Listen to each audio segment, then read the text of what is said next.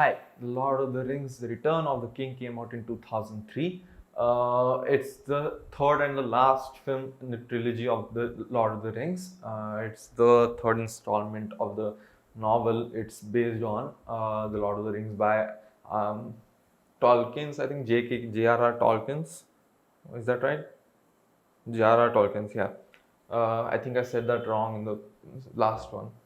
The movie is directed by Peter Jackson again, and this time the movie is about 3 hour 20 minutes long, and the extended version is almost 4 hours long. Now it's 252 minutes long, the extended one on Netflix where I watched this time. I think it is the shorter one, like the 200 minutes long version of the film available on Netflix. So that's a bit of a shame because I was expecting to see the longer one, but alas, no. I did not get that. If you haven't watched this movie, I'd recommend you watch this movie first and then come back and watch this review. If you don't mind spoilers, stick on for that. So that's a spoiler warning. So yeah, there were many things which I will talk about later. The plot basically this time is that Return of the King, as the name suggests, Aragorn is going to be returning as the king of Gondor, and Sam and Frodo and Gollum are on their way to Mordor, the Doom place, to destroy the ring, and Pippin and Merry are with Dumbledore. Pippin and Merry are with Gandalf, and they are with Rohan, which was under attack by the Uruk-hai orcs from the Saruman's place, Uruk-hai, and they are now in Rohan, and Pippin has to go with Gandalf to the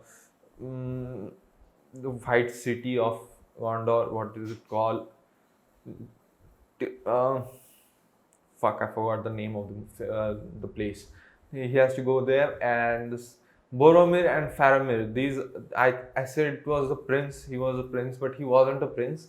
He was the son of the caretaker of the seat of the throne, and so yeah, they are still considered to be in a higher place, but they are not prince or anything. They have to go over here, and like Sauron's army is complete, and they are ready to attack on this city of Gondor, and Rohan has to fight. Then Aragorn and Legolas and Gimli are gathering the army of dead to attack the Sauron's army, and uh, yeah, that's about it. The films like basically the 3/4 of the film is just the war, the main war, and you need to watch the second film thoroughly to understand what's happening in this film, or the remastered extended version of the film that might be a bit better to understand what the hell is going on, because a lot of plots are going around and it can get a bit confusing. So yeah, Aragorn is the king. He has returned, and they are all fighting. That's about it in this film, actually. Even though this movie is the longest of the three, I still think there's not much to it. So I'd say the first movie is right here, the second movie is here. No, first movie is here, second movie is here, third movie is in between. So like I like the first movie more than third movie and then the second movie. This movie was definitely just action packed film. Uh, it was slow action as well. It wasn't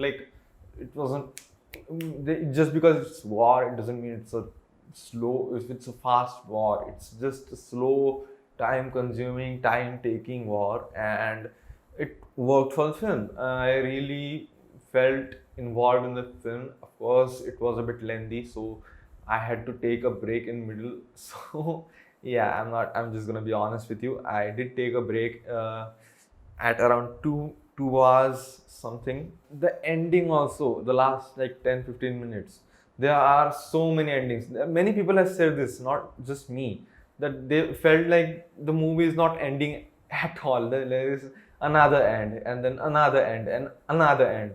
So, like, they could have done it a bit better, because it felt like they didn't understand how to end someone's plot. Like, for example, Aragon and the the elf he's in love with, now they getting married, like them and Frodo waking up, and then Frodo writing the Lord of the Rings by Frodo Baggins, and then Bilbo Baggins is still alive apparently, and 5 years later, 4 years later, they are like going to the elf place where Frodo and Bilbo are leaving others, and like there were so many endings of the film, and it was kind of tiring. And again, I'll be honest with you, I just kind of skipped every now and then, because I understood what was happening. It was just taking too long to happen, so I was just like, nah, I'm just gonna swipe forward and watch the next 10 seconds and wait for it again to forward again. Like, it was a bit annoying at the end. So yeah, this movie is definitely. I mean, I've said a lot of bad things about this film, but trust me, this is not the worst films.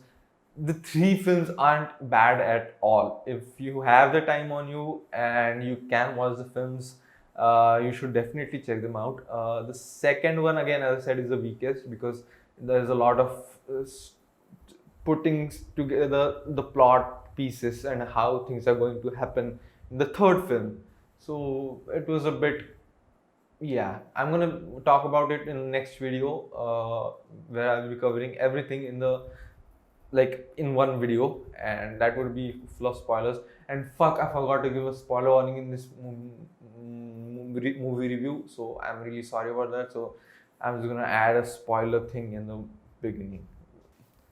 If you haven't watched this movie, I recommend you watch this movie first and then come back and watch this review. If you don't mind spoilers, stick on for that. So that's a spoiler warning. So I'm just gonna add that in the beginning. So yeah, subscribe, and I'm gonna be uploading a video about all the three films together and see how it goes. I've never like talked about something in detail like this, so I hope you guys enjoy it, and I will be posting soon again. So yeah, thank you so much for watching. I'll see you guys in the next one. Bye.